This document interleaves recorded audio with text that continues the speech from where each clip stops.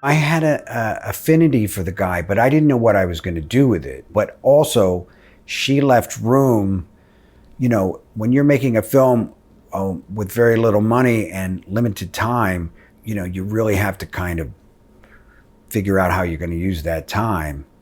And she wrote it, so she was not so rigid to where she wouldn't let us play, and she trusted in me that I was going to maybe surprise her and it would be worth letting me try things. I think it was some kind of dance that we had together that was a lot of fun because she knew something of what she wanted and she left the door open for the surprise. Filmmaker Magazine presents Back to One with Peter Rinaldi. Ivan Martin is an actor. He sat down with me on the Upper West Side of Manhattan to talk about the work.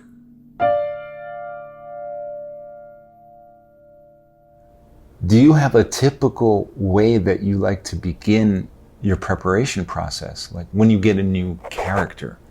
Read, keep reading it, and go for long walks and think about it.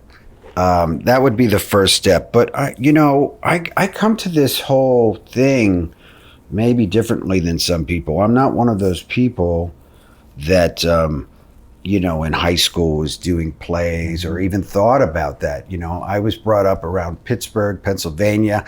I didn't know anybody that was involved with the theater or the arts at all. You know, it was in those days still kind of a factory town.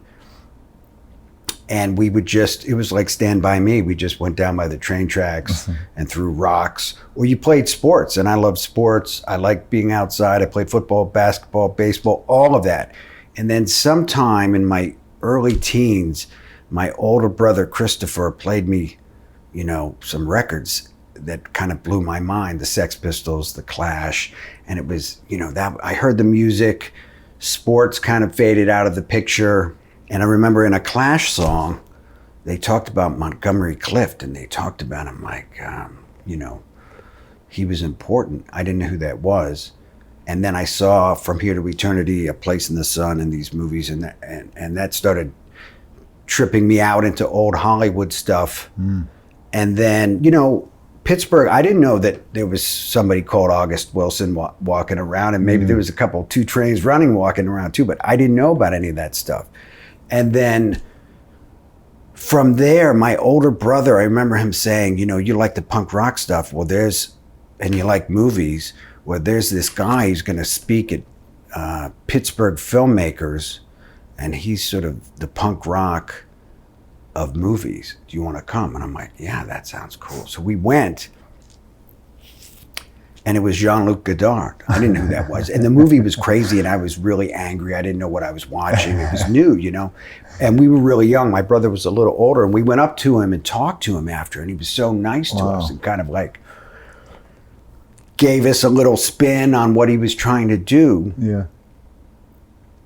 And that started getting me into different kinds of movies, than just the classic Hollywood stuff that I dug. And then, at that time we had a big family and my parents were working all the time, sometimes going to night school too, which was kind of amazing because we had freedom to roam, And I remember at this time, sometimes if there was a break when they were going to school, like a holiday break, and if there were some kids that weren't going to fly back to Japan or something where they were from for the break, they'd say, why don't you come over to our house, So I started to have, over the years, people from all over the world crashing at our house for some time and just, teaching me about soccer or I love to play ping pong. One of the students was a great ping pong player. This is getting back to acting, don't worry. But I started to think of the world, and we started to talk about movies, and I started seeing movies as a way to travel before I had the money or the ability to do that and see different cultures and all this kind of thing. So from there, my parents are from New York City. My mother's from the Bronx. My older brother had moved back to the Bronx, and then I came to stay with him, and I would work summers up there, and I saw, okay, like, I can't stay in Pennsylvania. What's going on in New York City, I have to stay here. So I stayed here, And then I answered, you want to touch the things that touch you. And so I wanted to get involved with music primarily at that time. And so I answered this ad for a bass player, and it was this guy, Jesse Mallon. I don't know if you know him.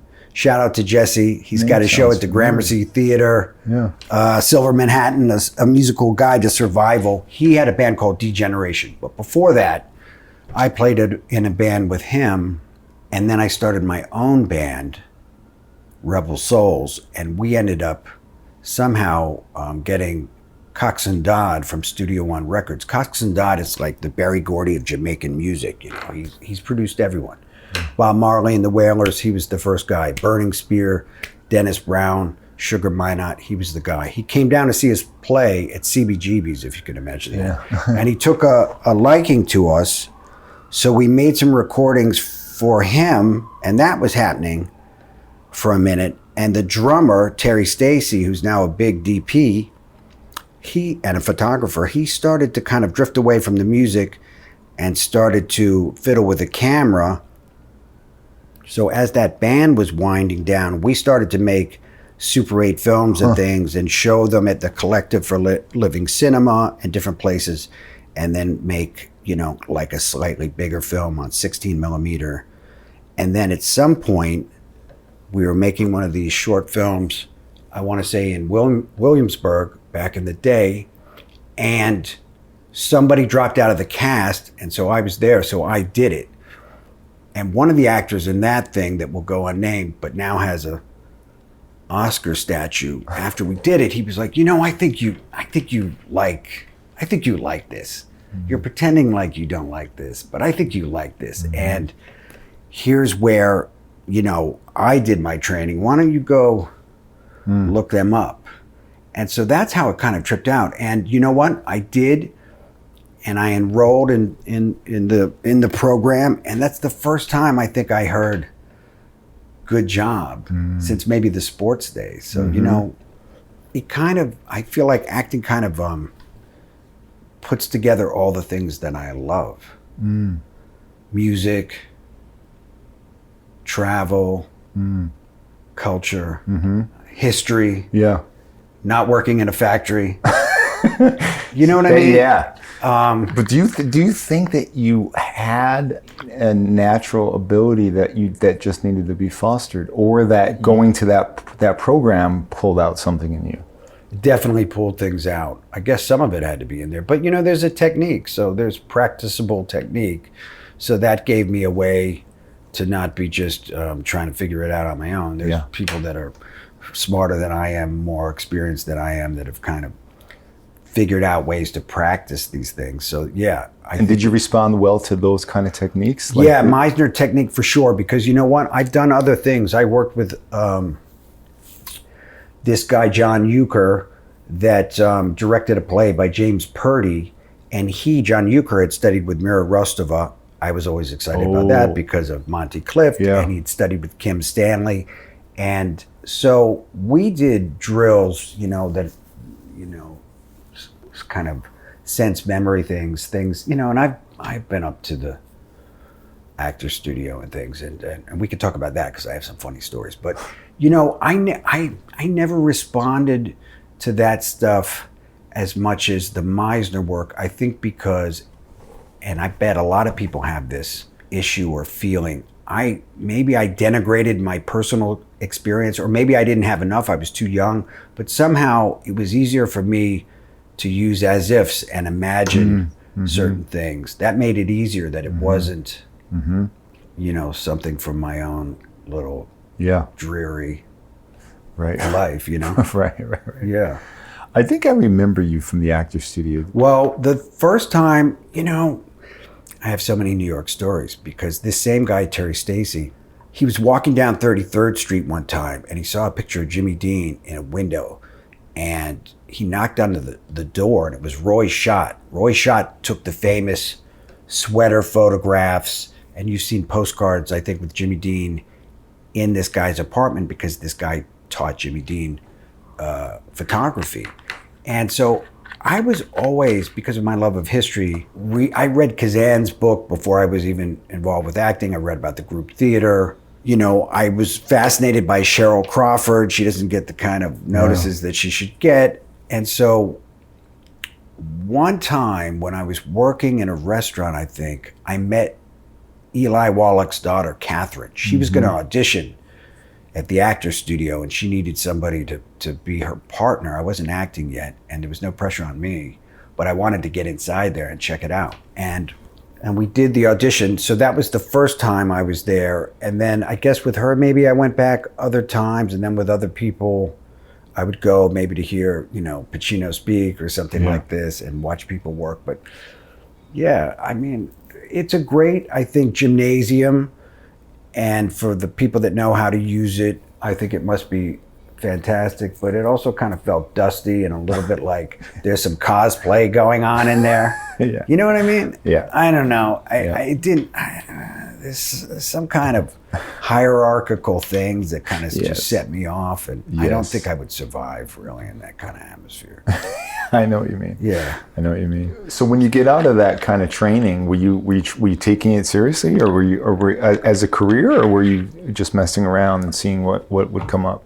That's a good question. That's a good question. I'd have to think about it. You know, you have to balance things. I think for many artists in any discipline, you know, it's not so much the lack of ideas is just the lack of money to pay the rent and everything. So yeah, I think, and also, you know, if you're doing any of this stuff, you're probably sensitive and it's hard to navigate. You know, by the time I did my training, there were a lot of people that had been doing it like we were talking about before, that since high school or something, and, you know, had much more experience than me.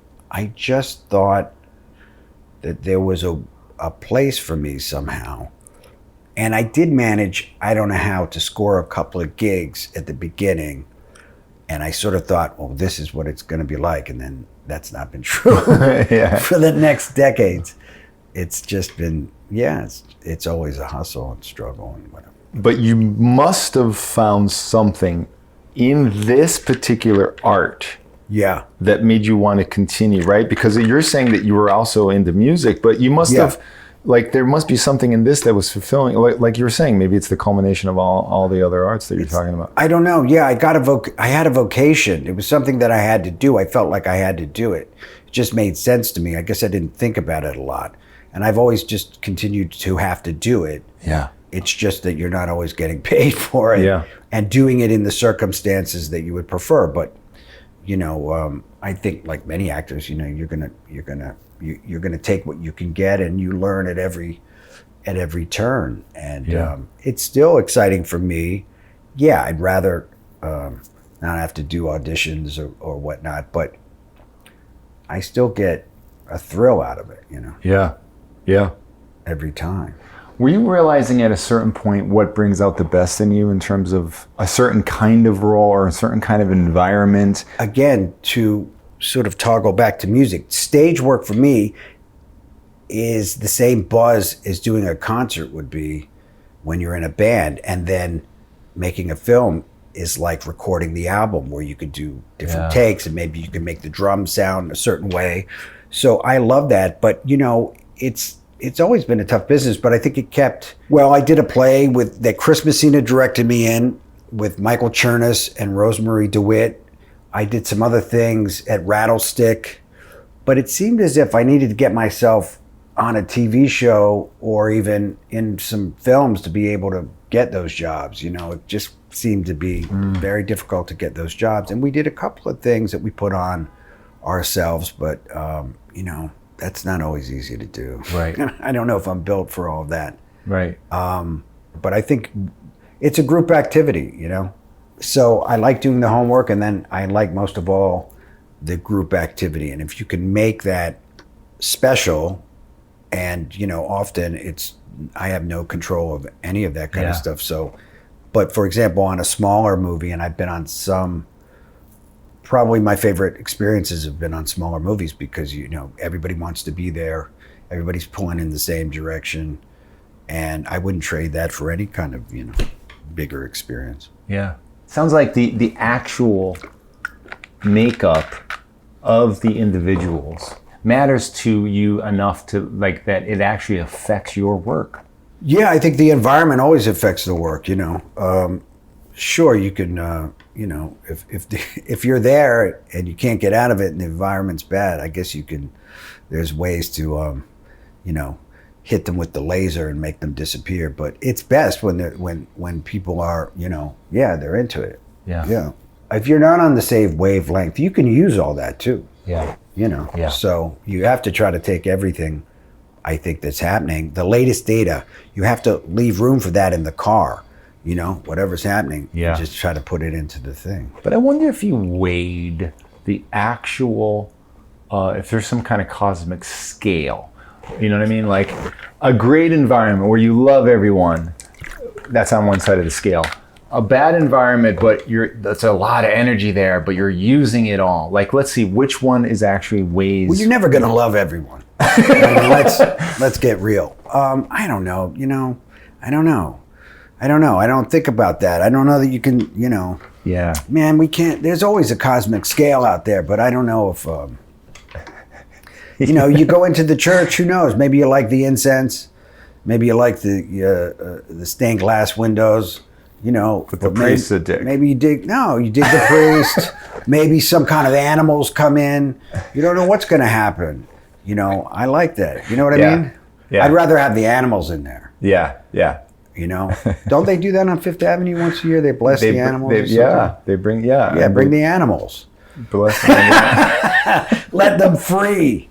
That's right. I can't get too. I don't know. I mean, this is mysterious shit. You can't get too. Yeah. You can't get. I don't know. Some people can get into the library, but look, it's not in the books. I occasionally get sent things, videos, or interviews with people that are super practical and useful from some of the masters, and I love it. And I've seen videos where Meryl Streep saying, "I could never be a teacher," and I, you know what I mean? Like, yeah. I don't know if there's really that much to talk about. Most of the work, I think, is basic circumstances, relationships. But what kind of stuff were you finding yourself responding to? What kind of roles were you finding yourself bringing out the best in you? I guess there's some things when you read them, it feels as if maybe you have something, I have something to offer that particular or what I imagine this particular role to be or story to be. Yeah. Something that that maybe fewer people could, because I think there's so many talented people out there, and a lot of times you read roles and you can see it going in a number of different ways, but there's sometimes but I can't tell you what that is. I'd have to read it. I mean, this particular guy in To Kill a Wolf, I knew that was something that I wanted to get into, and I figured it was something that it might be really interesting to go in there. Why? What was it about him? Because I've made so many mistakes in my life. I'm making on a daily basis, that I could see that it wouldn't take too much, maybe a couple of more stops on the F train for me to wind up in the position that guy was in. Mm. And for me and for my taste, that guy's got a very small S on his shirt. Other people like the S that flies around in the sky. Yeah. But I like this kind of thing. So I just wanted to kind of get in there and see what happened, Yeah. And Kelsey, very smart. We had worked together on another film, a film directed by a mutual friend, Zach Golden. And so we really clicked on that film. What was she doing on that? She was the second unit director. Oh. And one day, the actor I was doing a scene with, after he did his side, he got sick and he had to leave. And so she had to pop in and do the other side for my work.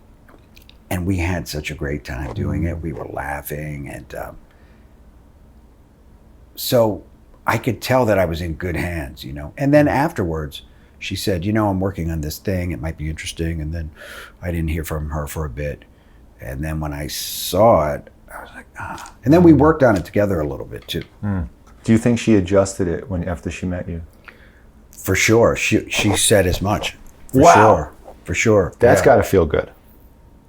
Well, I think it's just, maybe it feels good, but it's just what is. She probably had an idea in her mind, and then we met on this other project, and there must have been something in me that she thought, oh, this would be a good match, and yet there was something that she saw that might, I don't know, change the way she wanted to dial in that part. Yeah. But yeah, she did do that, and we had sessions talking about what that might look like and things. When you think you know someone, like you're, it's seeming like you're saying you kind of get this guy. Yeah. Does that actually make it weirdly harder when you want to try to figure out what is going on in the director/writer's head about this person, and you want to kind of also honor that, or you want to find out if you're both on the same page? In other words, like, the opposite would be like, you have no idea why this person wants you for this role. You don't get this role at all. It's good script though, but now you want to talk to the director. Why me? I don't get this guy. Tell me what you, and then they're inundating you with all this information, and then you build from there. As opposed to what you're saying here, which is like you have a certain approach to this guy before you even talk to her. And now then what? Now you have to kind of figure out what she is imagining for this guy, or do you not take that into account? Okay, this is why she's so good. No, I had a affinity for the guy, but I didn't know what I was going to do with it. And still sometimes when I watched it the other night, yeah, there was things that I still found surprising, or maybe I could have gone in a different direction, but I didn't know exactly what I was going to do. But also she left room, when you're making a film with very little money and limited time, you really have to kind of figure out how you're going to use that time. And she wrote it, so she was not so rigid to where she wouldn't let us play. Yeah. And she trusted in me, maybe because of the work we did on the other film, that I was going to maybe surprise her and it would be worth letting me try things. I don't remember if she said it to me before we went out to the state of Oregon, or because my inclination would be to not talk about it and just try things for her. But she never cut that off. She may have adjusted it. She may have brought it nearer to something that she had in her mind previously. But I think it was some kind of dance that we had together that was a lot of fun, because she knew something of what she wanted, and she left the door open for the surprise. And it feels like that's really one of the things I love about this movie. It felt like the actors had room to play, to build, and to do what they. I don't even know why I think that, and as opposed to thinking that in other movies. Why do I think that? I guess it's because when something has kind of space. Everybody in that movie is good, so you would think, well, she must have been doing something right, because everybody is good. And those parts are not easy. Michael Esper's role, I mean, God, that is hard. You got to thread the needle on that one, yes. And he sure did, But Caitlin, David, everybody, of course, Madison. But to a man and woman, I think the performances were very nice and subtle, and so she must be doing something right. Yeah. And what do you do when you're like, all right, I like the script, but man, if this role that Madison played, and were you thinking like, if she doesn't cast this right, this is not going to be a fun time? We talked about it. I think I may have helped her find Madison. I didn't know Madison before, but through different people, we were searching for that part. I don't know. Do you know what I mean? Because if this is a person who's acting it not as brilliantly as Madison did, meaning like if somebody's like a lot less subtle. I mean, that's always the game. That's the game, though. Like I don't have control of it, but I don't know. But she cast she's good, so she cast the right people in all of those roles. So yeah, and there's so much acting that you have to do without words in this movie. Was that a challenge, or were you like, oh man, this is gonna be fun? I think most actors will tell you, you can do a lot without words. But also, when I was in drama school, and even before, I used to run around with all kinds of people that were dancers and did other disciplines, and I would go see their shows, and you learn how much you can do, how penetrating you can be without words. I don't know. I don't remember thinking about it. Maybe it's best you don't think about it, right? Yeah, you're because just if you're creating thinking about it too behavior. much. Yeah. So we're doing it all day. We're doing it now. Right. You're sitting back in your chair. You're letting me know who's boss. I mean, look at this posture here. Yeah, you're letting me know we're here. We're here. I won't give out the address, but we're here, man. I see the big clock. I see the books. You're trying to sit. Yeah. Temperatures rising. Cold turkey's got me on the run, baby. Ooh. Do you think you work better in cold temperatures? That's a very interesting question. That's interesting. Cold temperatures. Nobody's ever asked me that. It's a weird question. Yeah, I don't think being really, really hot is going to help anybody. Maybe if you get tired, you'd stop, I wonder if you stop the extremes- schmack thing and do it. But I think I think in life, I'd rather be a bit chilly with the sweater than... Yeah. Did you ever go see David Letterman like in the audience? Fuck no. Why would I do that? I don't know. Well, I mean, life is short. I We're was all gonna shocked die. about how cold it was. Oh, yeah, I mean, they make it cold. It was 'Cause it's freezing cold. Yes, because that shit's boring, and if they Yeah, don't make they it don't- cold, people are going to nod out. Exactly. No, I would never do. I mean, why would life's too short? Man. I can't even watch that shit. I know. But I guess what I mean is like when environments are like extreme like that, and then you guys had a lot of snow. You had a lot of snow, right? Let me just stop you right Oh, there. gee. Then we're going to talk about the snow. But I want to say this. Yeah, there was a time when, there wasn't so much infotainment out there where, yeah, if Benicio del Toro was going to be on a talk show, I would watch that shit. But now it's like you're inundated with this shit all the time. It's not special anymore. That's That was right. like, That's so true. oh, Benicio's going to be on there, So Yeah. it's different now. All right, back No, that's so true. Back to the woods and the snow. Yeah, I mean, I guess what I mean is like when things are extreme, when you actually have to deal with extreme environmental circumstances, does it actually help you? Everything, any impediment, I think, could help you. Yeah, I think so. Then you stop. It just makes you stop thinking. You just have to react. So Anything that like makes you stop thinking, I think right? is good. Yeah. Yeah.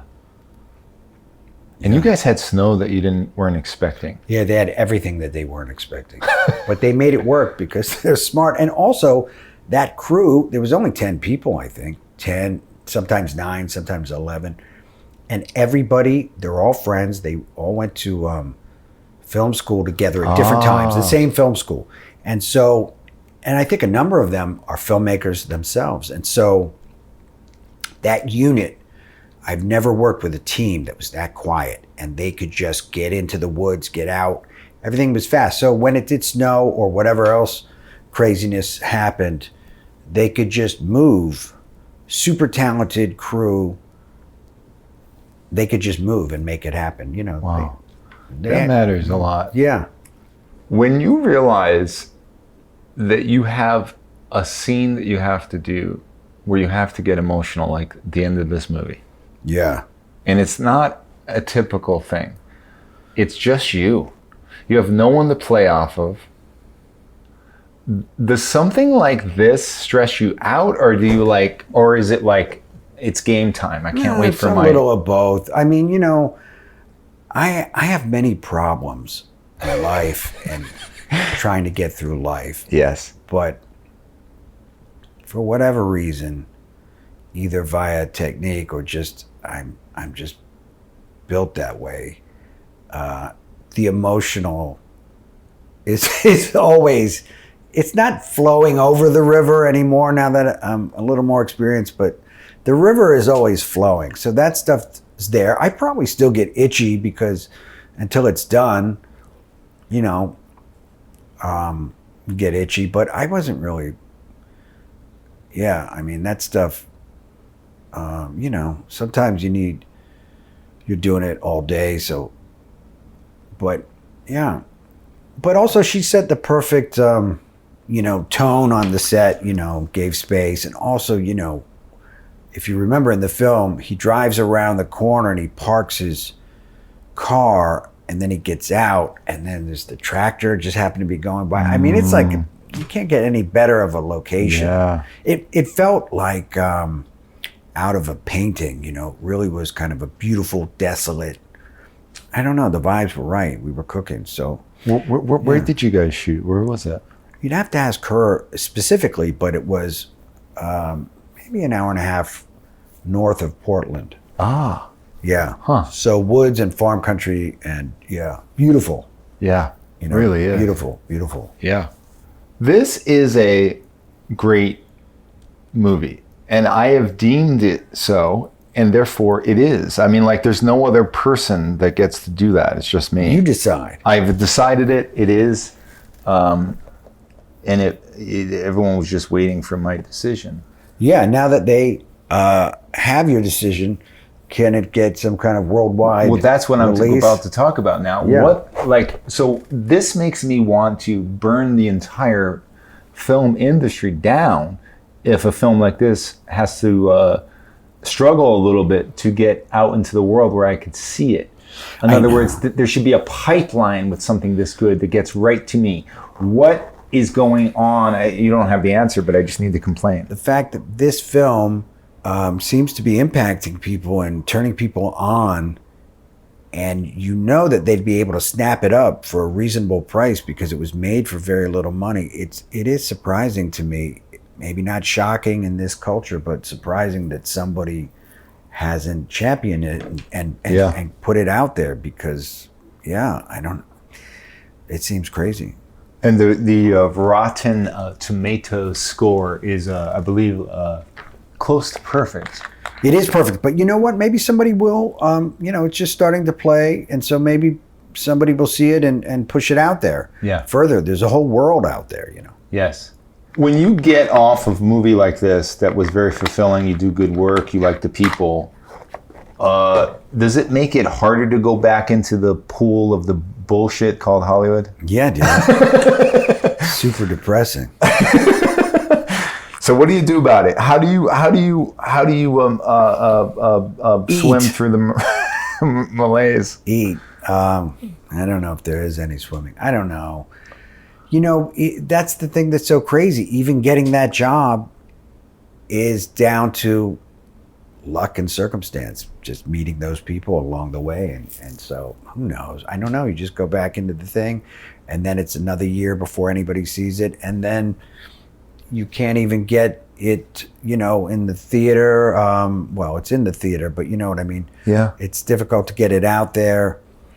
So I don't know but I think for me, it's always the experience. The experience of making it was phenomenal. So much fun. I was laughing the whole time. You saw, it's a dark movie. I was laughing the whole time. That's just amazing. being there was so much fun, and everybody was, it just was great. So, that's its own reward, and whatever happens. Yeah. But, Kelsey and Adam, her partner, the cinematographer, and also produced it with her, they're working their tails off trying to get it out there. And I would like them to get some wind in their sails, Yes. That's a special movie. Yes. In all, I had very little to do with it. It's a special movie. I think people would dig it, Yes. and we just have to try to help them get it out there. Yes. That's why we're jamming right now. That's right. This is all part of Panic in Needle Park, baby. that. Right over here, that was filmed. Yeah, You know that? That's why. When I got out of the train, I was like, yeah, man. All right. All right. I want you to honestly tell me this. I can honestly tell you that I'm not sure that I'll be honest. But All right. At least that's a certain kind of honesty Yeah. that I guess I should be happy about. Is there a certain role that you want to play that you haven't been able to play yet? That you wish you can get an opportunity to show that you can do? no, I don't think I'm looking to show anybody anything. I think I would like, 2025, what's there to show? Fame is corny. We all need Yes. It is. Fame is corny. We need a little bread to survive. Not that much. I would like to do things to show, maybe show some people that need to be shown, or myself. But I do think there are, I don't know what the roles are. It's probably the best role is the surprise that's going to come, but I have, I'm gearing up with these same people, Zach Golden, that's part of the Kelsey Taylor, Adam Lee circuit of filmmakers. They've all known each other for a long time in their young lives. We're gearing up to do another film. And this guy is exciting to me. He's got a little bit of Walter Matthau from Bad News Bears, and maybe a little Bad Santa in him. It's but a big heart, So I don't know. This is going to be something crazy if we manage to get it off the ground, and it looks like, that it's going to happen. This fall we'll get into that. Nice. And so this character excites you? The one I'm talking about? Yes. Hell yeah. You just got to wait and see it. When you see when you see what this guy gets up to and what these people get up to, I mean, you're going to dig it. Okay. Ivan Martin, thank you for coming here. Thank you for this. It's about time. No one's ever kissed my hand. Thank you. Hey man, I didn't kiss shit. We got to keep it clean in here. You got to cut that out. All right, listen. I want you to really just take the rest of the day off. Thank you. All right. Thank you. Until the next time, Peter. Back to One is a production of Filmmaker Magazine, which is a publication of The Gotham. Listen to back episodes of this podcast at filmmakermagazine.com or wherever you get your podcasts.